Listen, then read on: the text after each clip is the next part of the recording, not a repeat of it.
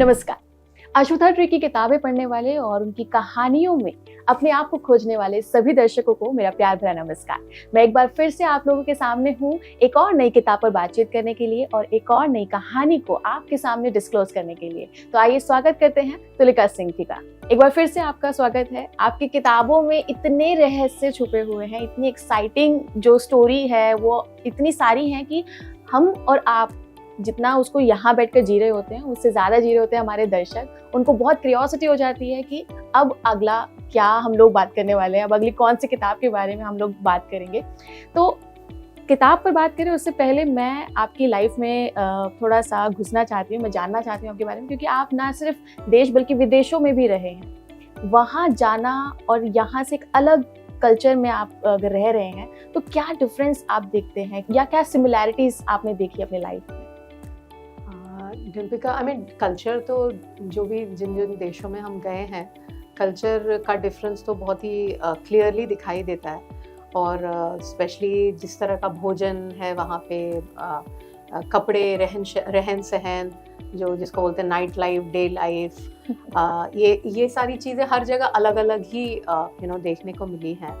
और जो चीज़ बहुत ही सिमिलर है कि वो at the end of the day हम सब ह्यूमंस हैं।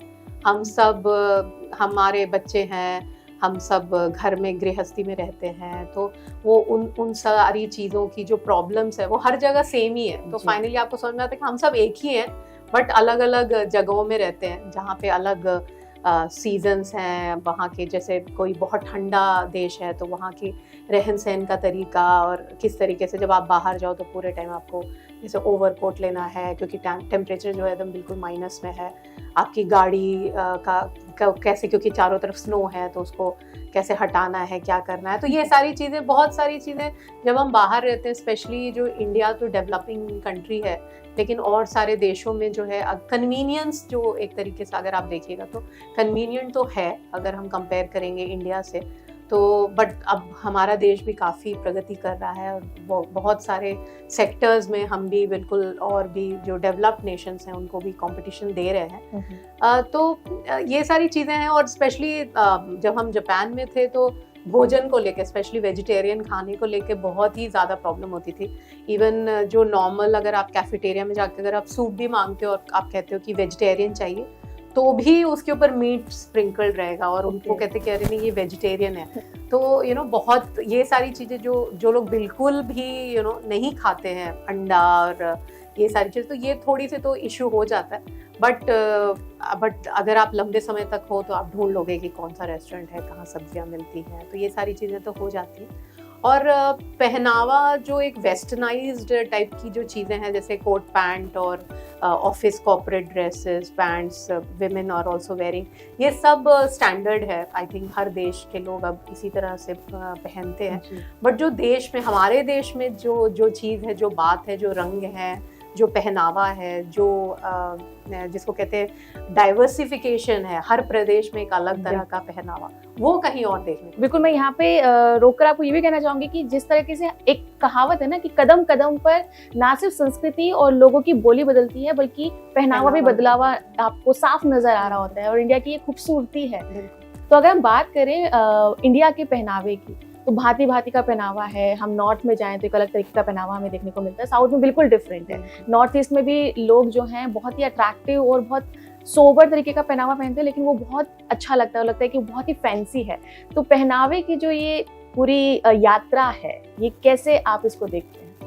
बहुत ही सुंदर है, क्योंकि इंडिया में तो कितनी बार हम बहुत सारे ऐसे प्रदेश हैं जिनके जो पोशाक है उसको हमने सिर्फ देखा हुआ है, पहना हुआ नहीं है। तो वो पहना हुआ देखकर भी बहुत अच्छा लगता है, और आप ये भी सोचते हैं कि वो कैसे कैरी करते होंगे, वो कौन से ओकेजन में ऐसे कपड़े पहनते होंगे। बहुत सारे ऐसे प्रश्न होते हैं। स्पेशली नॉर्थ ईस्ट के कपड़े मुझे बहुत अट्रैक्ट करते हैं, क्योंकि जब हम कॉलेज में हुआ करते थे तो हमारे यहाँ की बहुत सारी ऐसी लड़कियाँ जो है मिरांडा में थी, जो, और वो स्पेशल ओकेजन्स पे वहाँ के कपड़े पहनती थी। और वो बहुत ही मतलब आपको लगता है कि काश मुझे भी मौका मिले, मैं भी नागालैंड का ड्रेस पहनूं, वहाँ के ऑर्नामेंट्स को ट्राई करूं। तो ऐसा शौक तो रहता ही है। और बहुत ही लकी हैं हम भारत में पैदा हुए। यहाँ पे महाराष्ट्रियन साड़ी, ये तो कोई कान के, कहीं के और बूंदे, कहीं के स्कर्ट्स अलग तरीके के, कहीं के दुपट्टे अलग तरीके, कहीं की साड़ियाँ, इतने तरह तरह की एम्ब्रॉयडरीज, हैंडीक्राफ्ट्स। तो क्या कहने, मतलब you are spoiled for choice. और अलग अलग प्रांतों की अलग अलग पोशाक उसके अलग अलग क्लाइमेटिक कंडीशंस के हिसाब से भी बनती हैं। वहाँ के जो रिचुअल्स हैं, वहाँ के जो ट्रेडिशन है, कल्चर है, उसके हिसाब से आप जैसे अगर पहाड़ी एरियाज में जाएंगी तो वहाँ के जो गहने हैं वो भी बहुत डिफरेंट है। अगर आप महाराष्ट्र में जाएंगी, साउथ इंडिया में जाएंगी, यूपी में जाएंगी, उत्तर प्रदेश, बिहार, तो हर जगह की पोशाक, हर जगह के जो गहने हैं, जूते हैं, टोपियाँ हैं, शॉल्स हैं, दुपट्टे हैं, वो अलग अलग एम्ब्रॉयडरीज, अलग अलग हैंडीक्राफ्ट के हैं। और अभी मुझे तो नहीं लगता कि मैं अभी तक इंडिया में सब कुछ जितना है मैं जान पाई हूँ, तो मुझे भी जानने की बहुत क्यूरियोसिटी है। हम अगर थोड़ा सा पीछे चलते हैं तो हम लोग देखते हैं कि एक समय ऐसा भी था जब कपड़ों के लिए भी लोगों ने त्याग कर दिया था। मतलब एक तरह का पूरी इंडिया ने कपड़ा पहना था, वो फ्रीडम फाइट में अपने विदेशी कपड़ों का बहिष्कार किया था। वो भी एक अपना एक नया वो था, वो भी एक इंस्ट्रूमेंट की तरह से भारतीयों ने यूज़ किया कि किस तरह से हम अपने कपड़े से दर्शा सकते हैं कि हम ब्रिटिशर्स के साथ नहीं खड़े हैं। क्योंकि एक समय था जब नील विद्रोह कहते हैं, इंडिगो मूवमेंट हुआ था, जहाँ पे कितने फार्मर्स ने अपनी जान दे दी थी कि किस तरह से ब्रिटिशर्स जो हैं अपने मशीन द्वारा बनाए हुए कपड़े इंडिया में सप्लाई कर रहे थे। और जिसके कारण हमारी जो अपनी लघु जो छोटी छोटी फैक्ट्रीज थी, जो हैंडीक्राफ्ट से, जो हैंड क्राफ्टेड जो चीज़ें थी, वो जो स्मॉल कॉटेज इंडस्ट्रीज थी, वो सारी बंद होने लगी और लोग काफ़ी गरीबी में रहने लगे। तो ये सारी चीज़ें उस समय किस तरह से महात्मा गांधी जी ने कहा कि भाई मैं अपने पैंट शर्ट सूट को मैं त्याग करता हूँ और मैं वैसे ही कपड़े पहनूंगा जैसी जो नॉर्मल पॉपुलेशन पहनती है, क्योंकि ये एक त्याग है और ये दिखाना है कि मैं इनके साथ हूँ और मैं इन्हीं का पार्ट हूँ। तो किस तरह से गांधी जी की जो धोती है या जो सुर्खपोश, तो रेड शर्ट्स जिसको कहते हैं, उन्होंने फ्रीडम स्ट्रगल, बहुत सारे ब्राह्मिका साड़ीज आई जो ब्राह्मो समाज की लेडीज ने पहना। तो ये सब तरीका था, एक तरीके से उन्होंने कपड़े को एक तरीके से आंदोलन के लिए इस्तेमाल किया था। हम देखते हैं कि कुछ चीज़ें अभी भी हमारे इंडियन कल्चर में है, जैसे हाथों से बनाना, वो पूरा का पूरा डिज़ाइन क्रिएट करना, कढ़ाई करना, या पूरा की पूरी एक साड़ी बनाना। और आपने एक किताब भी लिखी है जिसका नाम है फुलकारी। ये फुलकारी किताब आपकी बाकी किताबों से कैसे अलग है? इसमें आपने क्या दिखाने की, क्या समझाने की कोशिश की है? तो कुछ समय हम चंडीगढ़ में थे और उस समय वहाँ पे जो पंजाबी लेडीज़ थी उनको मैंने फुलकारी दुपट्टे पहने हुए देखा और मुझे काफ़ी अट्रैक्टिव लगता था। और किसी भी शॉप में आप जाइए तो बहुत फुलकारी के दुपट्टे मिलते थे। एक जनरली मैंने एक रिसर्च करना शुरू किया कि पंजाब में ये हैंडीक्राफ्ट इंडस्ट्री के बारे में, और मैंने देखा कि पहले जो था ये बहुत ही घरों तक सीमित था। और जो लेडीज़ थी, जो घर की दादी नानियाँ थी, वो बैठकर मतलब एक फुलकारी ऐसे फैला के सब उस पर एम्ब्रॉयडरी करती थी और एक बड़े खुशी का समय रहता था जब वो गा रही हैं, बजा रही हैं, चाय पी रही हैं और मस्ती कर रही हैं, जिसको त्रिजन कहते थे सारे लोग। तो एक बहुत ही थेरेप्यूटिक समय था, मतलब समय होता होगा जब जो घर की लेडीज हैं मतलब मजे मस्ती करें। और आजकल जो है हम सब अकेले अलग अपने अपने स्ट्रेस में बैठे रहते, जबकि ये सब जो हम कॉलोनी में रहना या किसी गांव में रहना, तो एक साथ चिप्स बना रहे, सॉस बना रहे, अचार बना रहे, तो ये सब जो एक हमारे यहाँ की जो महिलाएं करती थी वो कितना ही मतलब आपके स्ट्रेस लेवल को, आपके मेंटल जिसको बैलेंस को कहते हैं, वो सब के लिए कितना अच्छा होता था। तो इसीलिए मैंने इसको लिखना शुरू किया कि जो फुलकारी है अब ये खत्म होती जा रही है। ये जो घर में बनने वाली चीज़ थी वो बिल्कुल खत्म होती जा रही है। अब लोग इसको बाजार से खरीद रहे हैं, मशीनों से बन रही है। तो मशीनों से बनी हुई चीज़, अगर वो भोजन हो या कपड़ा हो या स्वेटर हो, उसमें वो प्यार नहीं है। अगर कोई दादी नानी आपके लिए स्वेटर बुनती है, आपके लिए दुपट्टा काटती है, या आपके लिए कोई माँ जो आपके लिए स्पेशली अचार बनाती है, तो वो जो प्यार है वो एक अलग मैजिकल एलिमेंट होता है। तो इसलिए मैंने ये फुलकारी की किताब लिखी, क्योंकि काफ़ी इंट्रिकेट जिसको एम्ब्रॉयडरी कहते हैं, ये जो हमने पहना हुआ है फुलकारी का दुपट्टा, काफ़ी इंट्रिकेट एम्ब्रॉयडरी होती है, बड़ी मेहनत जाती है और काफ़ी कलरफुल भी है। ये मैंने जो पहना है, आपने जो पहना है, इसमें रंग जो पसंद करके इसमें बुने गए हैं, मैं देख रही हूँ कि ऑरेंज कलर, पिंक कलर और ग्रीन कलर, ये काफ़ी आई कैची कलर्स हैं, आई कैचिंग कलर है। और ये जो फुलकारी के दुपट्टे होते हैं, ये अलग अलग तरीके के दुपट्टे भी होते हैं। और यानी कि फुलकारियां अलग अलग तरीके की होती है, जो हम देख रहे हैं वो पहना हुआ है उसमें भी बहुत वैरायटी है जी, उनके बारे में बताइए मैम। बिल्कुल बिल्कुल, बहुत सारी वैरायटीज की होती है शादी के लिए। जैसे कोई सास या कोई माँ जो है अपनी बिटिया के लिए वो बुनती है। फिर वारीदा बाग है, बाग फुलकारी जो होती है, बावन बाग फुलकारी कहते हैं, तो मिर्ची बाग, शालीमार बाग, तो वो ना सब्जियों को बना रहे हैं, किचन बना रहे हैं, अच्छा। कोई दरवाजे बना रहे हैं। फिर हम भगवान गुरुद्वारे में भी देते हैं, और जिसको दर्शन द्वार कहते हैं। तो इस तरह की बहुत तरह तरह की फुलकारियां बनती हैं, डिपेंडिंग ऑन कि किस तरह की आप एम्ब्रॉयडरी कर रहे हैं, कौन से रंग यूज कर रहे हैं, किस ओकेजन के लिए बना रहे हैं। जब किसी के घर बच्चा होता है तो उसको जो माँ है उसको सास जो है वो एक फुलकारी बुन के देती है। जब लड़की विदा हो रही होती है तब उसे एक फुलकारी मिलती है। तो ये सब सोचिए कितना मेमोरेबल होता होगा, इसको रखने लायक चीज होगी, क्योंकि आपकी माँ ने 1 साल 2 साल लगाकर आपके लिए एक फुलकारी बुनी है। उसकी एक एक चीज कितनी मतलब समय लेकर कितने प्यार से है। बिल्कुल बिल्कुल। जिस तरीके से हम कहते हैं कि एक इंसान के बहुत सारे इमोशंस होते हैं, ये कहीं ना कहीं जो फुलकारी है उसी को रिप्रेजेंट कर रही है। आप खुश हैं, किस लिए खुश हैं, शादी हो रही है तो उसका एक अलग महत्व है। अगर आप कई सालों बाद उस फुलकारी को निकाल कर देखेंगे तो आप बिल्कुल उस पास्ट मोमेंट में चले जाएंगे और आपको लगेगा कि देखिए वो समय मैं वापस से जी रही हूँ या उसको महसूस कर पा रही हूँ। आपने अपनी इस किताब में हीर रांझा को भी मेंशन किया है। मैं चाहूंगी कि फुलकारी में आकर हीर रांझा की स्टोरी को लेकर आना क्यों इम्पोर्टेंट था? जी, हीर रांझा की स्टोरी आप पढ़िएगा तो जो हीर थी उसको भी फुलकारी के दुपट्टे बहुत पसंद थे। और उस कहा जाता है कि उसकी जो शादी होती है उसमें जो पहले कहा जाता था कि कितने बक्से मिले, कितने बक्सों में कितनी साड़ियाँ, कितने कपड़े, तो उसके बक्सों में कहा जाता था बहुत सारी फुलकारियाँ थी। तो फुलकारियों को मेंशन किया है गया है उस कहानी में, हीर रांझा में। तो मैंने कोशिश की कि जो फुलकारी, जो for the love of Phulkari ये बुक जो मैंने बनाई है, तो उसमें कि ये बड़े प्यार से बनाई जाती है, इसलिए मैंने प्यार की ये कथा, प्यार की ये कहानी जो हीर रांझा के बीच में, वो भी मैंने इस पुस्तक में डालने की कोशिश की है। मैम, आपने इस पूरी बातचीत के शुरुआत में कहा था कि आजकल हम लोग अपनी लाइफ में इतने बिजी हो गए हैं कि हमारे हाथों में जो एक हुनर है वो हम कहीं ना कहीं छोड़ते जा रहे हैं और हम बहुत ही मशीन से बनी चीज़ों के आदी होते जा रहे हैं। इसके पीछे आपको क्या लगता है कि क्या किसी एक पर्टिकुलर ग्रुप का, जैसे हम कहें कि महिलाओं के, जो आपने बताया कि महिलाएं साथ में बैठती थी और फुलकारियां बुना करती थी, क्या हमने उन्हीं के सहारे उनको छोड़ दिया था कि आप ही बनाएंगे? सब लोग कैसे इस कला को जीवित रख सकते हैं? अगर मैं कहूँ कि मैं या मेरी मॉडर्न फैमिली या फिर मॉडर्न सोसाइटी, इस कला को हम लोग कैसे जीवित रख सकते हैं? देखिए, बहुत जब मैं स्कूल जाती थी तो हमारे स्कूल में एक सब्जेक्ट था होम साइंस।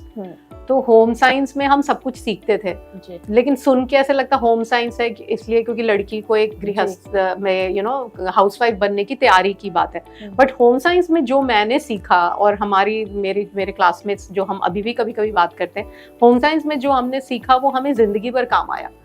तो वो किसी का बटन टूट गया, कुछ वो है घर, छोटी सी चीज वो फट गई है, या आपका घर का झोला ही है अगर फटा हुआ है, तो आपको सीना तो आना चाहिए। एक आज के बच्चों को मतलब नीडल में थ्रेड, मतलब धागा भी डालना, सुई में धागा डालना बहुत मुश्किल काम है उनको ये सिखाना। और वो छोटी छोटी चीजें वो हमें सिखाते थे। और कि एक घर को एक परफेक्ट स्टेट में कैसे रखना है। बट इट साउंड्स कि इट इज नॉट लाइक बहुत जैसे हाउसवाइफ को समझा रहे। तो अब तो होम साइंस को तो हटा ही दिया गया है। तो होम साइंस कोई बच्चा जानता नहीं, ना लड़के जानते हैं लड़कियां जानती हैं, कोई भी नहीं। कपड़े भी कैसे प्रेस करना, कपड़े को कैसे तह करना, वो हर इंसान को आना चाहिए, वो किसी एक पर्टिकुलर चीज की जरूरत नहीं है। दूसरा कि क्योंकि हम भूलते जा रहे हैं, हम अपने बच्चों को नहीं दे सकते वो आर्ट, क्योंकि मुझे ही नहीं आता तो मैं अपने बच्चों को क्या सिखाऊंगी ना। लेकिन मैं अपने मम्मी को, मैंने अपनी नानी को करते देखा है, तो रेमिनेंट्स ऑफ मेमोरी है, मैं उसको एप करने की कोशिश करती हूँ। मैं कोशिश करती हूँ कि जैसे वो करती थी कि मैं करूँ, लेकिन मैं 100% परफेक्शन के साथ नहीं कर पाती हूँ, क्योंकि मैंने उतना समय नहीं दिया मैं सीखने में। उस समय जब वो कर रही थी तो काश अगर मैंने उनके साथ वो सारी चीजें की होती तो आज मुझे भी वो चीज अच्छे से आती और मैं आगे जनरेशन को सिखा सकती थी। तो देखिए, ये टैलेंट, ये स्किल्स, ये सारी चीजें ऐसी आगे जनरेशन को अगर हम पास नहीं करेंगे तो ये खोती जाती हैं। और फिर आप खरीदा हुआ स्वेटर पहनिए, खरीदा हुआ अचार खाइए, खरीदे हुए चिप्स पापड़ खाइए, तो तो इट इज ऑल अबाउट कि हम में कितना इंटरेस्ट है उन चीजों को सीखना without any kind of judgment. बहुत ही अच्छी बात सिखाई है मुझे भी, और आई होप कि हमारे दर्शकों को भी, कि अगर जब तक हम ये सोचते हैं कि ये काम मेरा नहीं है या ये रिस्पॉन्सिबिलिटी मेरी नहीं है, तब तक हम अपने हाथों से उस खास चीज़ को छूटते हुए देख रहे होते हैं, जिसके कह सकते हैं कि जिसके जो हमारा बेस है, जो हमारा आधार है, जिससे हमारी पहचान है। तो ये जो हस्तकला है, जिसमें हम कपड़ा बनाते हैं, जिसमें हम और मटेरियल बनाते हैं, जैसे मटका बनाना काइंड ऑफ चीज़ें, तो ये बहुत इम्पॉर्टेंट है। और आज के समय में ना सिर्फ आपको बल्कि आपके बच्चों को भी ये चीज़ें समझानी होंगी कि कितनी इम्पॉर्टेंट हमारे पास बहुत ही प्रीशियस चीज़ है, जिसको हम सबको समेट कर रखना है। मैम, कुछ लोग ऐसे भी होते हैं, मैंने कुछ पेरेंट्स को भी ऐसे देखा है कि भले ही उन्होंने अपने बचपन में वो चीज़ें नहीं सीखी हो, जैसे आपने भी बोला कि आपने वो हाथों से बनाई हुई चीज़ों को नहीं सीखा, लेकिन आप में एक ललक थी, आप चाहते थे कि ये चीज़ आगे बढ़े, तो आपने इंट्रोड्यूस किया अपनी किताबों के थ्रू, आपने फुलकारी लिखी, कहीं ना कहीं आपने ये मैसेज देना चाहा कि ये चीज़ सेफ रहनी चाहिए, ये कहीं और नहीं जानी चाहिए। तो ऐसे जो भी पेरेंट्स हैं, आप उनको क्या एडवाइस करना चाहेंगे? क्योंकि उनको लोग जो हैं वो काफ़ी बार ये बोल रहे होते हैं कि अरे आपने तो खुद ने सीखा नहीं, या आपने तो खुद कभी किया नहीं, आप अपने बच्चों को सिखा रहे हैं, आप कैसे जानेंगे कि वो ठीक कर रहे हैं या नहीं कर रहे हैं? तो इस पर आप क्या कहना चाहेंगे? नहीं, अगर कोई पेरेंट है और पेरेंट के अंदर ये इंटरेस्ट है कि मेरे बच्चे को आना चाहिए, तो अगर वो पेरेंट के अंदर इंटरेस्ट है तो वो डेफिनेटली वो अपने बच्चे को सिखा देगा किसी न किसी तरीके से। क्योंकि ऐसा नहीं है कि अभी ये पूरी तरह से लुप्त हुआ है, ये सारे स्किल्स ये अभी भी अवेलेबल हैं। सो अभी वो एक्सटिंक्ट स्थिति में हम नहीं आए हैं, वो जल्दी ही एक्सटिंक्ट हो जाएगा अगर हमने बचाया नहीं इसको। तो अगर किसी पेरेंट में ये इंटरेस्ट है तो definitely I think there are so many resources जहाँ पे वो अपने बच्चों को ये इंट्रोड्यूस कर सकते हैं। और गांव ले जाइए, अगर आपका जैसे आपका परिवार है या आपका अभी भी जैसे, क्योंकि मोस्ट ऑफ द जो अभी हम सिटी लाइफ में लोग रहते हैं, सबके उनका जो रूट्स है वो गाँव में ही है। और जहाँ मौका मिले, किसी रिलेटिव की शादी हो, अगर आपका अपना घर नहीं तो किसी की शादी हो, या आप बच्चे को किसी फार्म हाउस या कैंप्स में लेकर जा सकते हैं, किसी रूरल एटमॉस्फेयर में लेकर जा सकते हैं, और अपनी छुट्टियाँ किसी रिजॉर्ट और 5 स्टार होटल की जगह पे आप किसी गांव में बिता सकते हैं। वहाँ की जो रहन सहन है बच्चों को, उसके साथ आप इंट्रोड्यूस कर सकते हैं, खुद भी रह सकते हैं, खुद भी सीख सकते हैं और उनको भी सिखा सकते हैं। बिल्कुल बिल्कुल, आप अगर सोच लेते हैं, आप ठान लेते हैं, तो वो चीज़ें पूरी हो जाती हैं। Thank you so much ma'am, आपने समय दिया। तो देखा दर्शकों, आप क्या नहीं कर सकते, आप सब चीज़ें कर सकते हैं। आप चाहें तो पूरी की पूरी जनरेशन को एक अच्छी दिशा में ले जा सकते हैं। आप चाहें तो उनके थॉट प्रोसेस को आप इतने बेहतर ढंग से बना सकते हैं, उनको एक सीख दे सकते हैं, ताकि ना सिर्फ आपका बल्कि आपके पूरे समाज का, आपके देश का भी वो बच्चे नाम रोशन करेंगे। और अश्वथा ट्री भी यही चाहता है कि आपके बच्चों को बेहतर ज्ञान मिल सके, बेहतर सीख मिल सके, जिससे वो आगे बढ़ें तो पूरे कॉन्फिडेंस के साथ बढ़े, क्योंकि उनकी संस्कृति और संस्कृति से मिली हुई सीख उनके साथ है। अभी के लिए फिलहाल इतना ही। बने रहिए क्लिक इंडिया पर। नमस्कार।